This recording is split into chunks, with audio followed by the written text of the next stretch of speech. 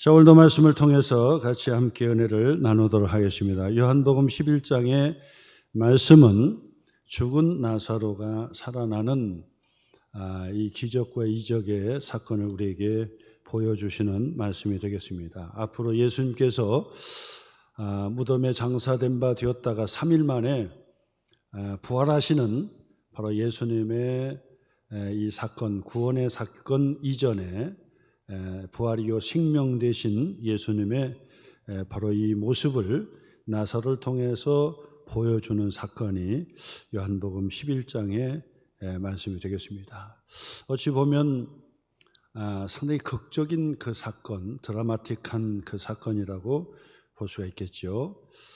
무덤에 장사되었는데 돈을 열어놓고 예수님께서 나사로를 부릅니다. 나사로야 그곳에서 나오라. 그러니까 얼굴부터 발까지 배에 동인 채로 나사로가 걸어서 나오니 예수님께서 풀어서 걷게 하라 하니까 가가지고 서둘러 나사로를 장례 치를 때 둘둘 감았던 이 베옷을 다 풀어주니 나사로가 밝은 미소를 통해 그 밝게 걸어서 나오게 되지요. 그 광경을 여러분들이 한번 목격하고 본다고 생각해보세요. 얼마나 감격적이겠습니까? 통곡하며 울었던 마리아와 마르다는 이 나사로를 부둥켜 안고 그 기쁨을 주체하지 못하죠. 마을 사람들은 뭐 말할 것도 없고요. 예수님의 제자들도 말할 것도 없이 바로 그 극적인 사건이 일어나게 됩니다. 유명한 말씀입니다. 요한복음 11장은 나사로의 바로 이 생명이 다시 회복이 되는 사건이다라고 합니다.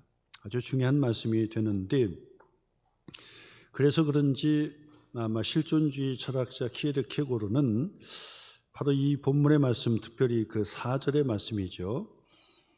마리아와 마르다가 사람을 보내어서 당신이 사랑하는 나사로가 병들어 있습니다. 그러니 빨리 오셔서 고쳐주셔야 되겠습니다 하고 사람을 불러서 예수님을 부르게 됩니다. 그랬더니 예수님께서 그들에게 뭐라고 말씀하시냐면 4절 말씀이죠. 이 병은 나사로의 질병을 얘기하는 거죠. 이 질병은 죽을 병이 아니라 그럽니다. 죽을 병이 아니라 하나님의 영광을 위함이요 하나님의 아들 예수 그리스도죠. 이로 말미암아 영광을 받게 하려 함이라 하시니라. 예수님께서 죽을 병이 아니라 하나님의 영광을 드러내기 위함이다라고 예수님께서 말씀하셔요. 실존주의 철학자 키에르케고르는 바로 이 본문을 가지고 예수님께서 말씀하신 대로 죽을 병이 있고 죽지 않을 병이 있다.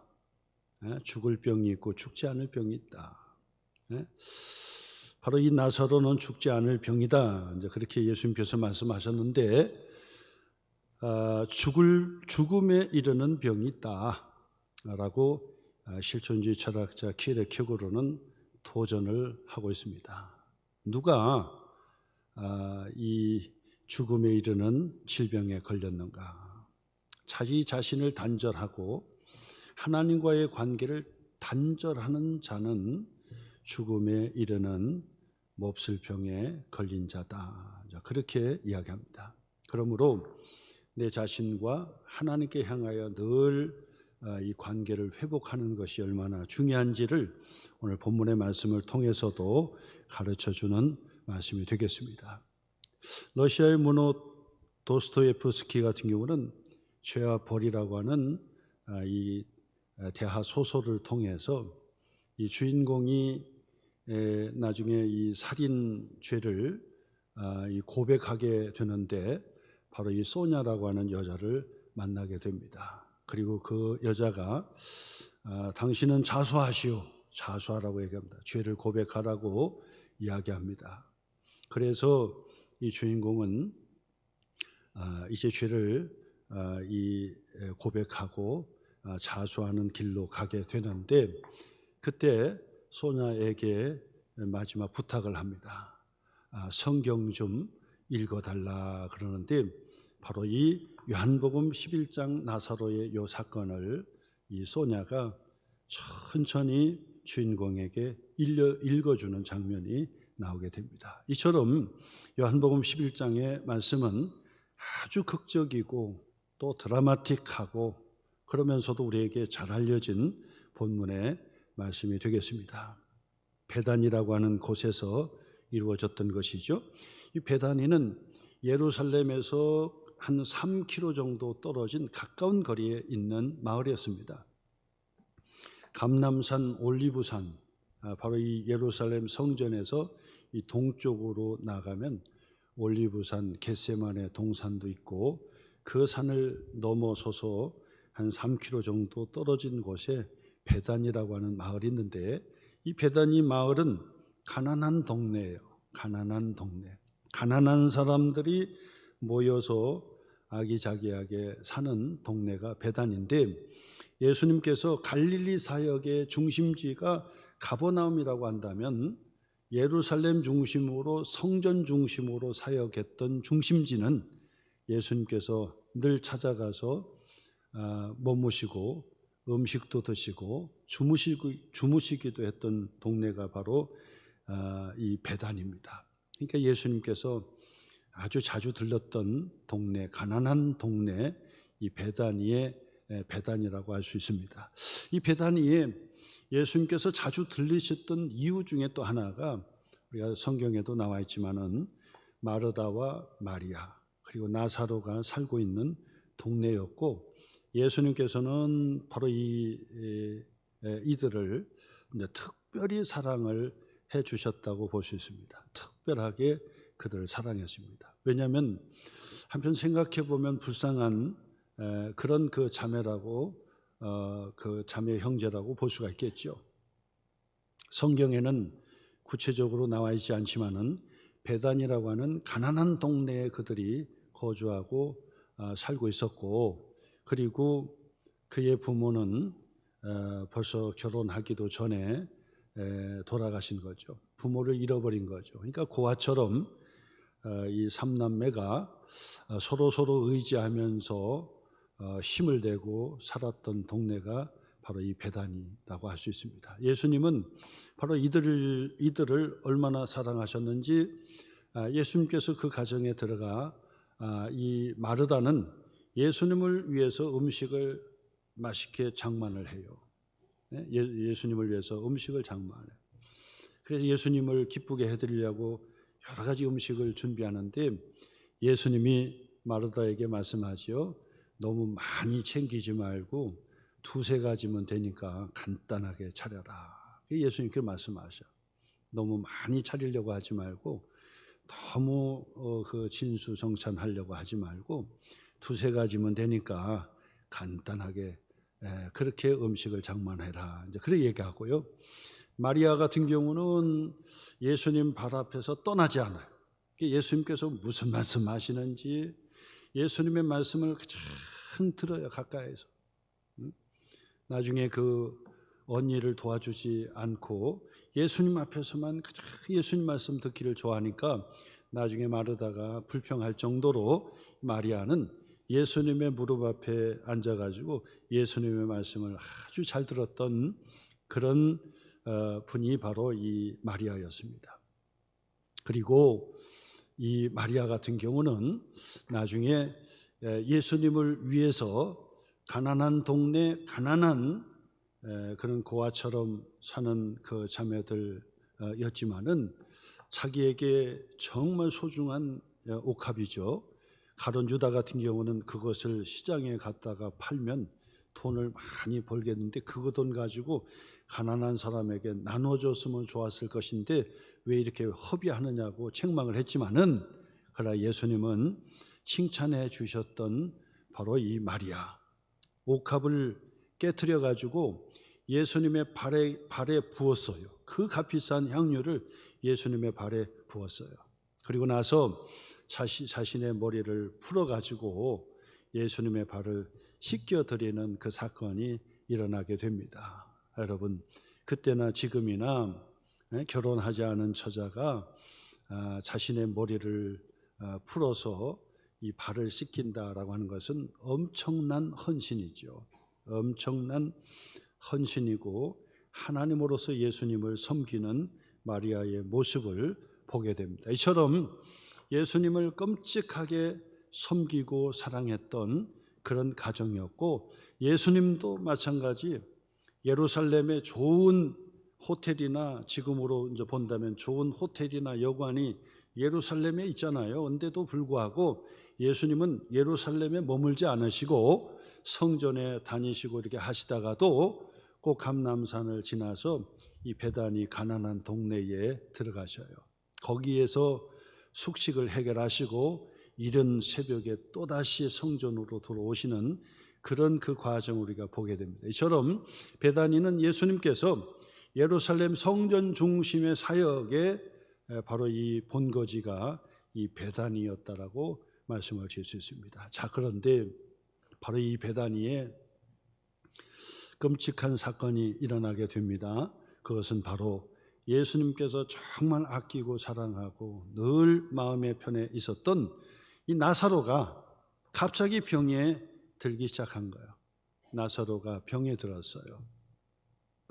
근데 오늘 성경의 그 말씀에 보니까 이 나사로는 마리아와 마르다의 오라버니라고 고백을 합니다. 오라버니요. 그 오라버니라고 한다면 나사로는 바로 마르다 마리아의 오빠가 되죠. 오빠가 됩니다.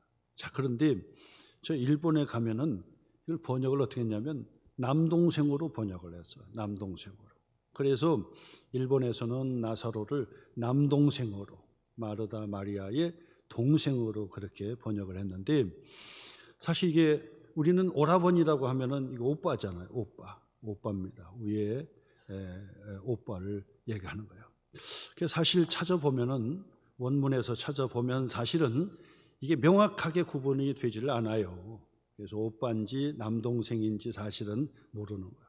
우리는 오라버니라고 번역을 했고, 그리고 저 일본에서는 동생이라고 그렇게 번역을 했습니다. 그래서 오락가락 해도 여러분들이 이해를 하시면 될 거예요. 그래서 원래는 오빠인지 남동생인지 잘 모른다, 이게 정답이에요. 왜냐하면 원문이 그렇게 되어 있으니까, 표시가 나지는 않으니까 그렇게 이제 이해를 하면 되겠습니다. 아무튼 이 나사로가 갑자기 병에 걸리는 거예요. 열이 펄펄 나는데 이게 도대체가 이게 고칠 수가 없어요. 낫지가 않아요.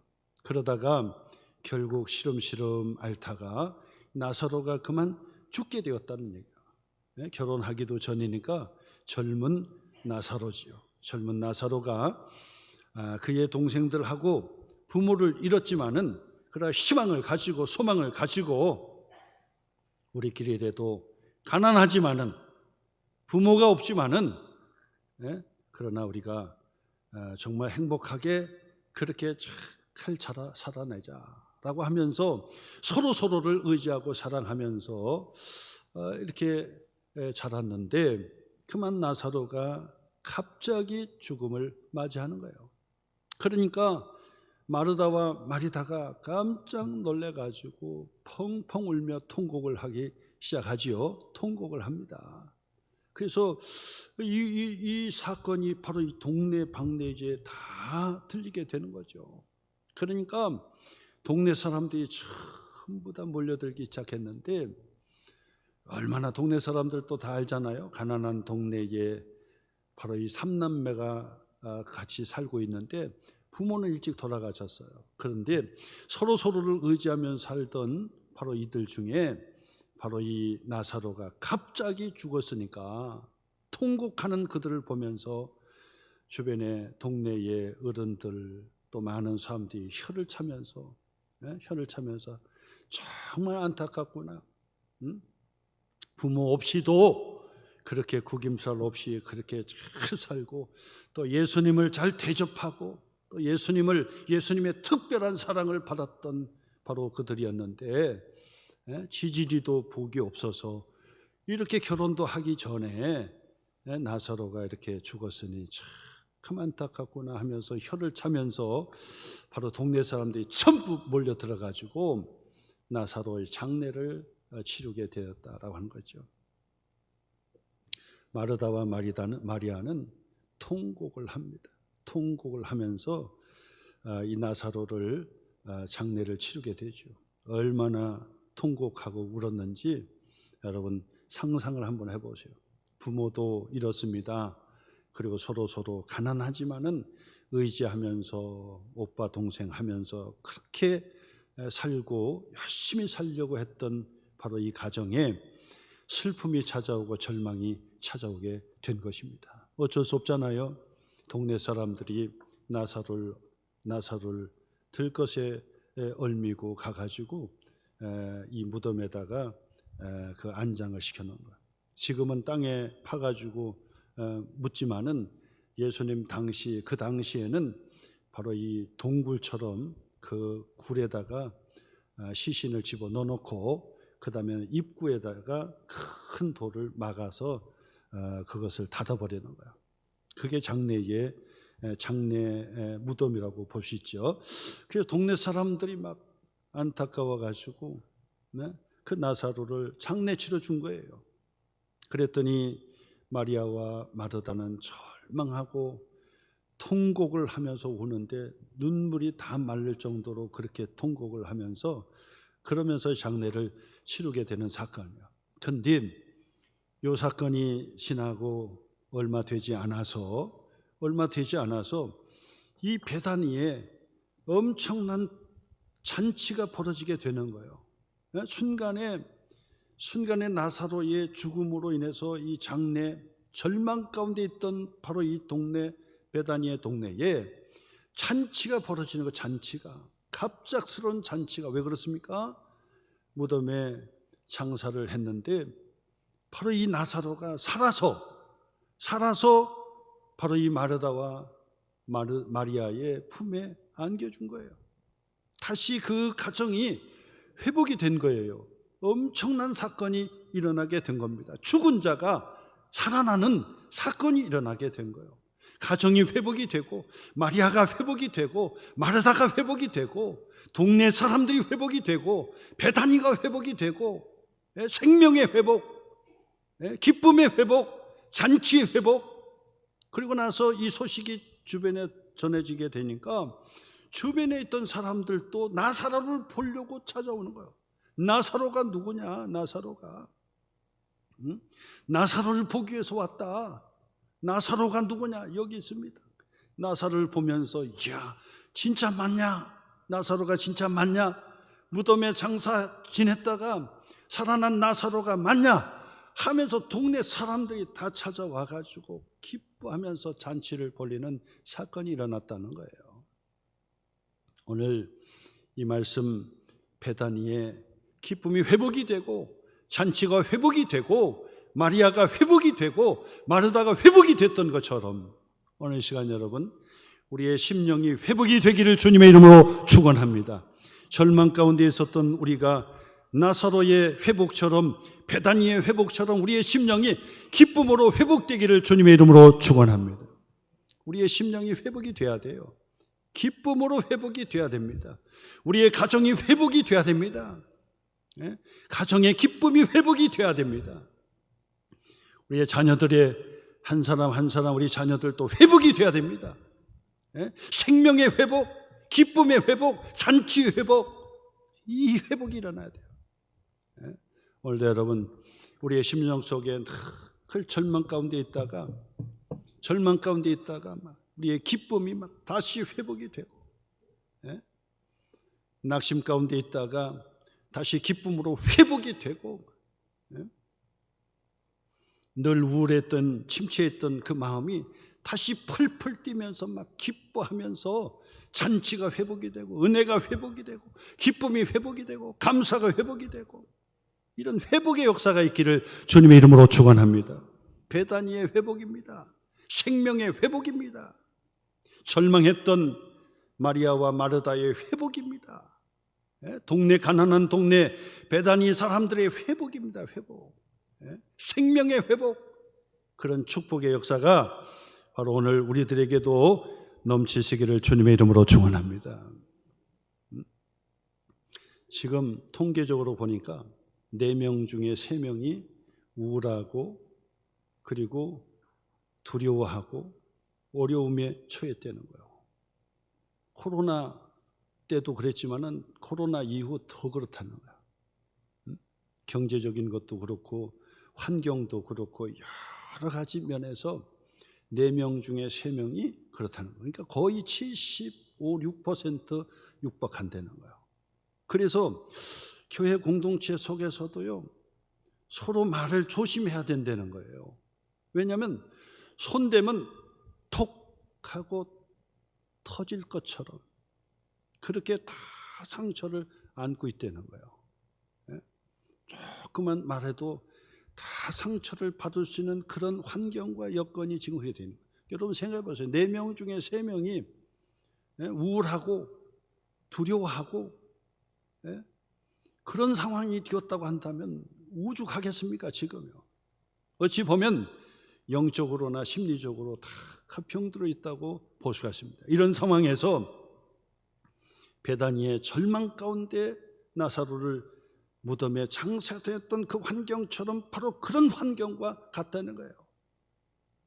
이때 바로 이 베다니의 회복이 일어났던 것처럼 기쁨의 잔치가 회복이 되었던 것처럼 그 가난한 동네에 모처럼 큰 기쁨으로 모두가 잔치하듯이 막 서로 즐거워했던 것처럼 우리의 심령이 회복이 되는 그런 역사가 있어요. 그래서 막 기쁨이 다시 생겨나고 의욕이 다시 생겨나고 소망을 다시 붙들기 시작하고 이제 기도하게 되었습니다. 이제 말씀 붙들기 시작했습니다. 이제 교회 나오기 시작했습니다. 이제 주일 성수하겠습니다.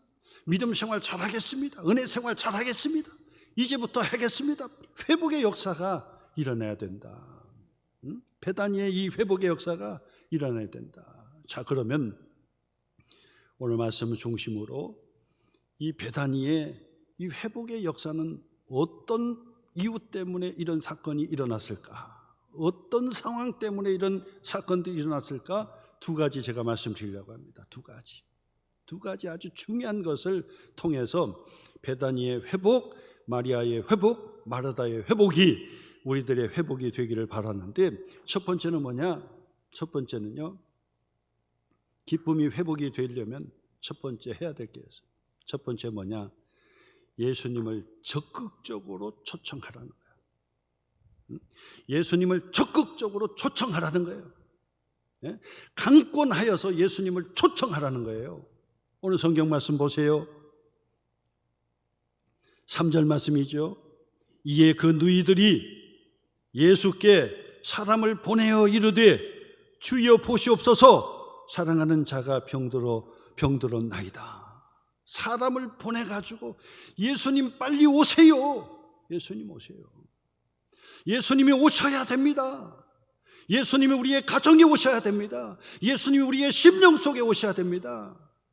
사람을 보내어서 예수님 빨리 오세요. 빨리 오시라고 초청하는 거예요. 나중에 예수님은 하나님께 영광이 되는 것 때문에 의도적으로 지체하셨어요. 그러나 예수님은 초청을 받은 겁니다. 마리아와 마르다의 적극적인 초청을 받았는데 예수님이 의도적으로 늦추신 거예요. 나중에 나사로를 다 장례 치르고 난 다음에 예수님께서 베다니에 찾아오신 거예요. 제자들과 함께 찾아오셔요. 그랬더니 사람들이 웅성웅성합니다.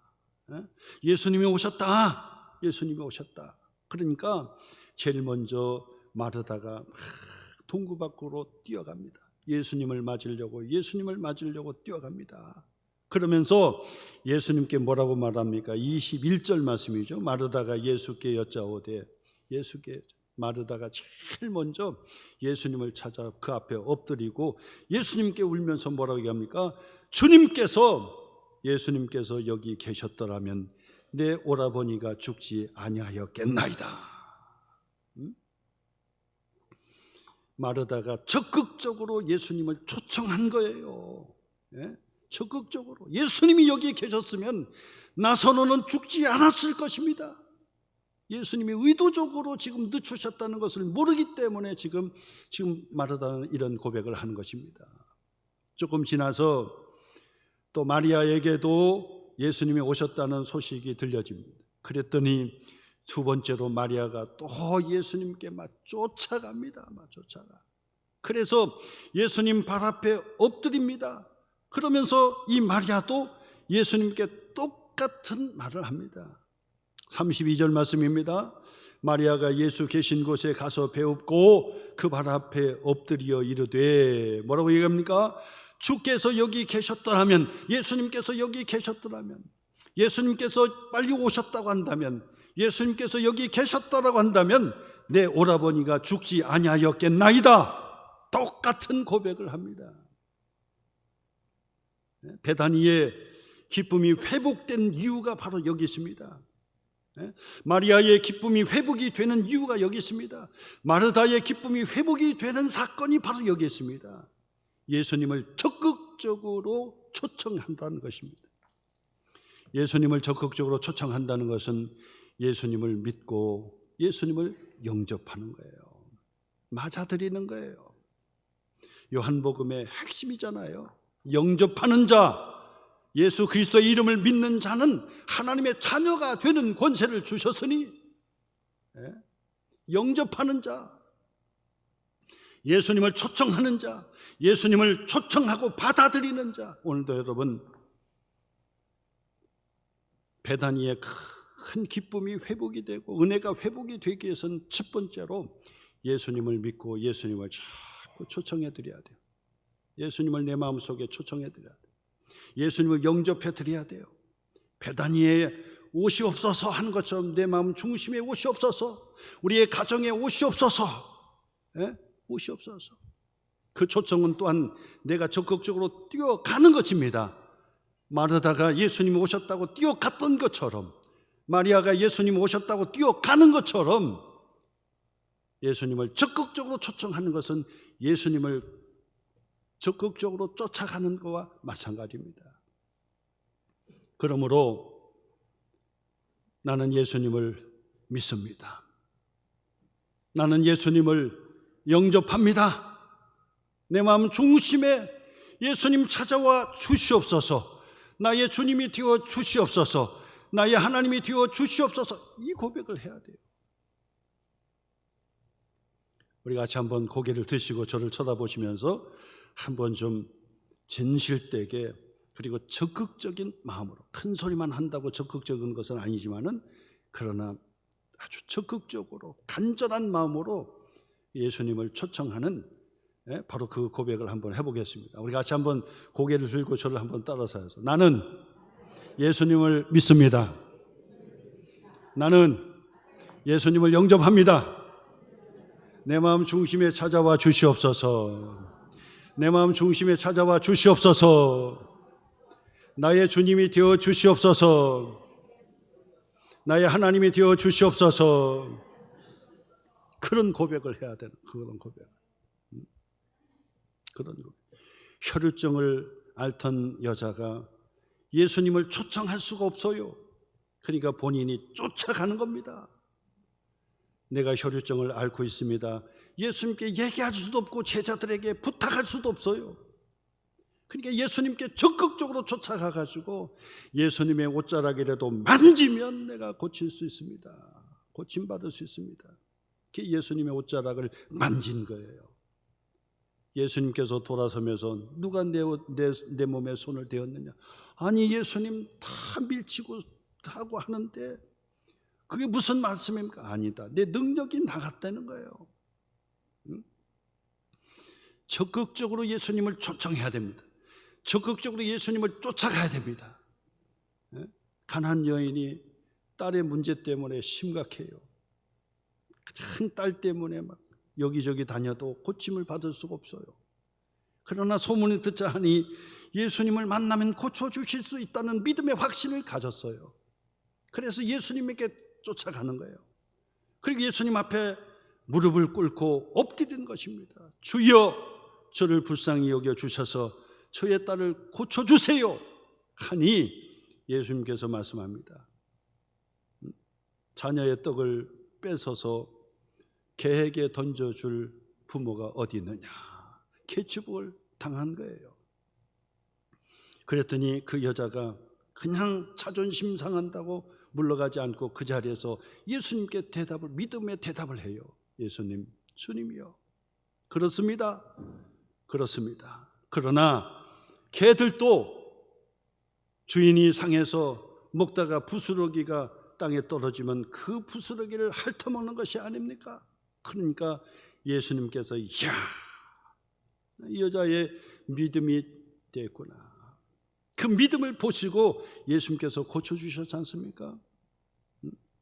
베다니에 기쁨이 회복이 되고 잔치가 회복이 되고 마리아가 회복이 되고 마르다가 회복이 되는 사건은 예수님을 적극적으로 초청하는 것이고, 그리고 예수님에게 쫓아가는 거예요. 쫓아가서 예수님 발 앞에 엎드려서 주여, 주님이 여기 계셨더라면 내 오라비가 죽지 않았을 것입니다.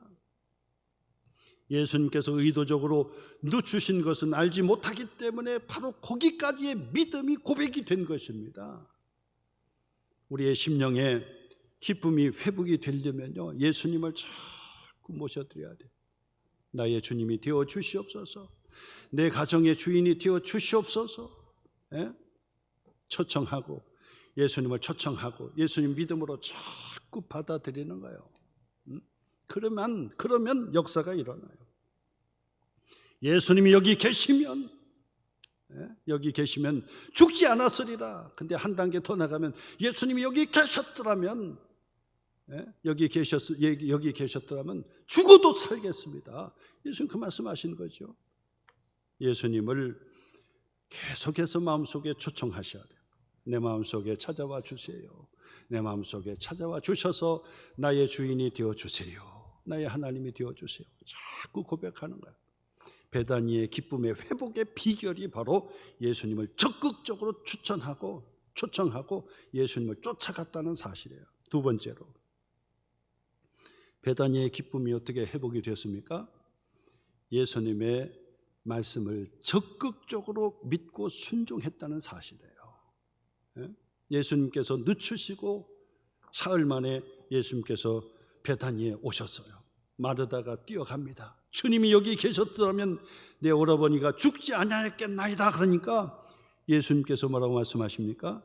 내 오라비가 다시 살아나리라.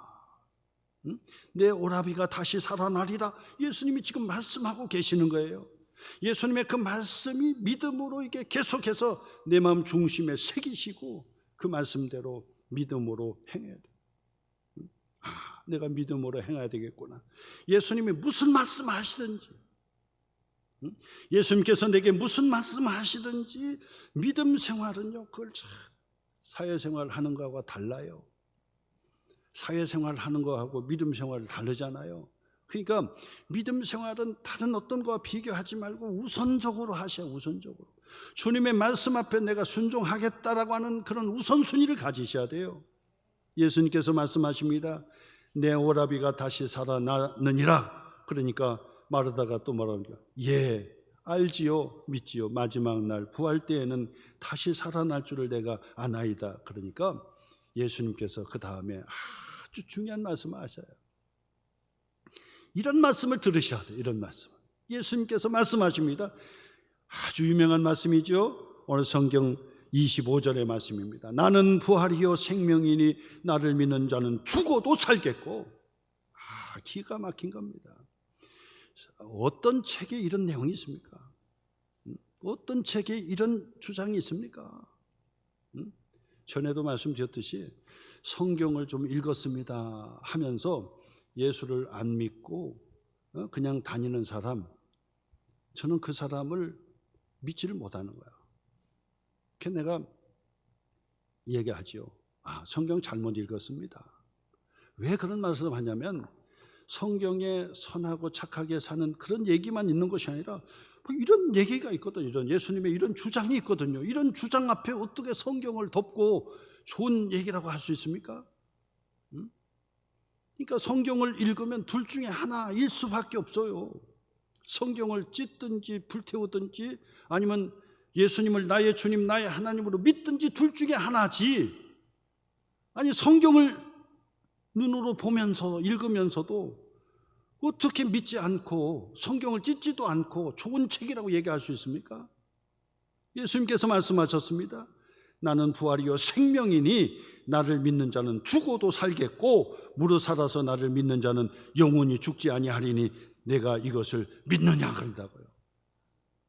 그러니까 마르다가 예 주는 그리스도시요 세상에 오시는 하나님의 아들이신 줄 내가 믿나이다. 그러니까 예수님께서 말씀하십니다. 가자, 무덤으로 가자. 나사로를 장례했던 무덤으로 가자고.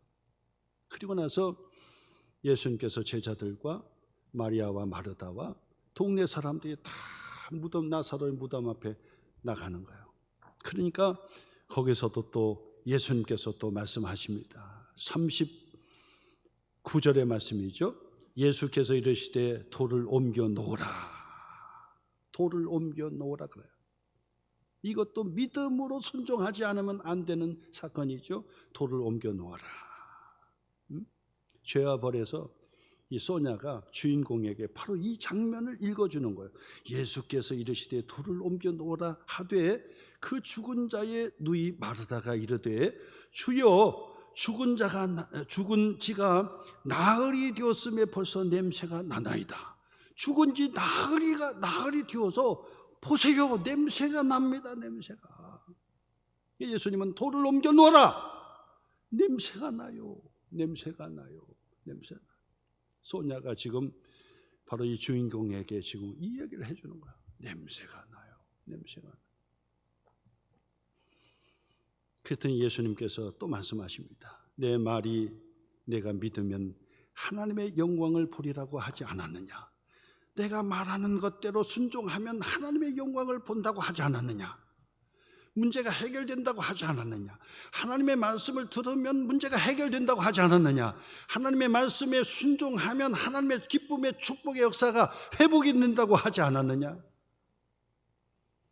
주님의 말씀을 들으면 회복이 된다고 하지 않았느냐?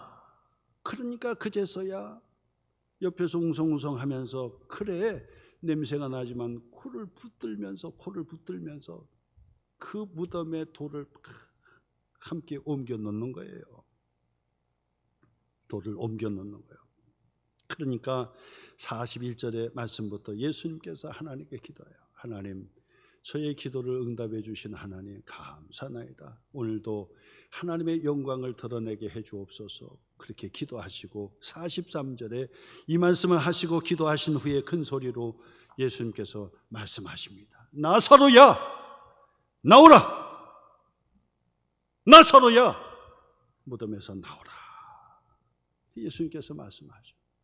그러니까 무덤 안에 배 동동 감긴 채로 꿈틀하면서 막 일어나는 거예요. 그러니까 예수님께서 부하라, 풀어줘, 걷게 하라. 그러니까 막 옆에서 놀래는 거죠. 놀래요. 두렵기도 하고 놀랍기도 하고 이 냄새가 나는 바로 이 시신이 지금 일어나고 꿈틀들며 일어나고 있는 거예요. 가가지고 머리부터 발끝까지 메었던 그 분대를 전부 다 풀어주니까 나사로가 환하게 살아서 예수님 앞에 그리고 마르다와 마리아 앞에 섰던 그 장면이 오늘 성경에 연출되는 거예요. 얼마나 극적인 사건입니까?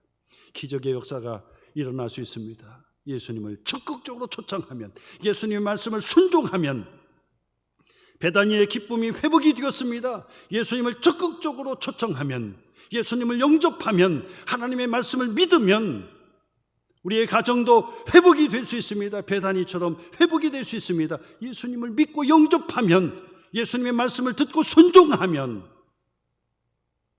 우리의 기가 막힌 절망과 우울한 가운데서도 기쁨이 회복이 될 수 있습니다. 은혜가 회복이 될 수 있습니다. 예수님을 나의 주님으로 영접해 드리고 예수님을 적극적으로 초청해서 주님의 음성과 주님의 말씀을 들으면 오늘 여러분, 예수님은 나의 주님이시고 나의 하나님이십니다. 내 안에 찾아오셔서 나를 다스려 주세요. 적극적으로 예수님을 초청하든지 뛰어가야 됩니다. 뛰어가서 예수님의 옷자락이라도 만지려고 뛰어가야 되고, 예수님께서 집 밟는다고 할지라도 안 됩니다. 개들도 상에서 떨어지는 부스러기를 먹나이다 하니까 그 자녀가, 그 딸이 고침을 받는 거예요.